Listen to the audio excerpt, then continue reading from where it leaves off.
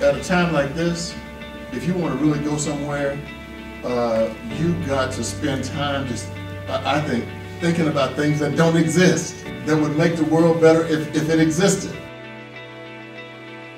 You can always make more money, but you can never make more time. So time is the most valuable asset that any of us possess. And how do you effectively run your life? Your ideas that you're trying to protect are your creations of your mind. These are things that you have envisioned, that you believe in, that you think are going to make some type of advance in the arts. I think the most important meeting that you have in any given day, I know it is for me, I have a meeting with myself every day for 30 minutes at the end of the day to plan tomorrow. Every minute that you spend planning will save you 10 minutes of execution the next day. Will save you 10 minutes of time. So 30 minutes of planning will free up 300 minutes of time. Most people say, well, I just don't have enough time in the day. I'm going to give you an extra 5 hours a day this morning. If you'll actually implement it, it's the hardest discipline that there is. It's taking the time to do it. It's easier just to go to bed.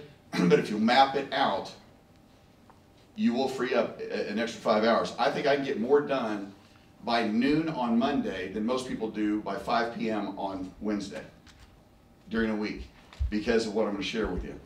Does your product solve a problem? Is what you're working on something that the market wants? And have you talked to the people that you're going to sell that to make sure that that's going to happen?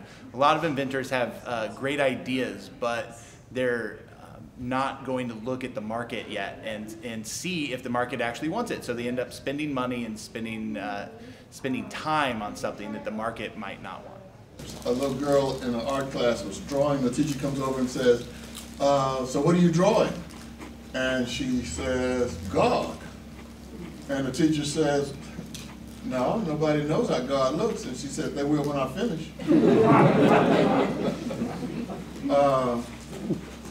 And that's your task. People who consider themselves innovators is coming up with things that people don't know, or things that people reject. When I used to be the special assistant to the bishop of the United Methodist Church over Missouri, and I had to go almost every weekend. I'm going to churches all over the state under his jurisdiction. And the one thing that I would say when I met with church leaders, and I said the same thing when I meet with business leaders, is that the worst thing you can have in a person in leadership of a church or in a corporation or at any kind of innovative institution is a person who is risk adverse. They're worthless. Now, what 2 octaves below worthless? Because I mean, I don't know what value you could have if you are afraid to fail. Mistakes actually fuel innovation. I think the best advice for an inventor, an innovator, is to make sure that they understand that that idea or that product moves from that idea stage through to a business. So really understanding that as you're developing your product, ultimately you want to sell that. And so understanding the ecosystem or the environment behind that sale is really, really important. So if you're trying to make money off of this thing, or you're trying to advance the useful arts, then you need to move. You need to move with this thing, and you need to have a filing strategy. So what are you going to do? Are you going to file globally? Are you going to take advantage of that PCT and be able to file in all these individual countries and have some extra months to decide what you want to do? Or are you going to, if the answer to that is yes, then you need international protection. Okay? You're going to file in the United States pretty much regardless, whether you want the international protection or you want to be protected here. You want to be protected here because this is where you live.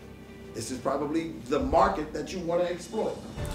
I think intellectual property is one of those things that's important. First off, it's the foundation of the US economy to start with. This is something that the founders wanted to put in the Constitution, And they did that because intellectual property lets the small inventor go up against the big guy. It lets the big guy invest in their property. And so intellectual property, some businesses need it, some businesses don't, but because we have it in the US economy, it's something that lets innovators really thrive and grow.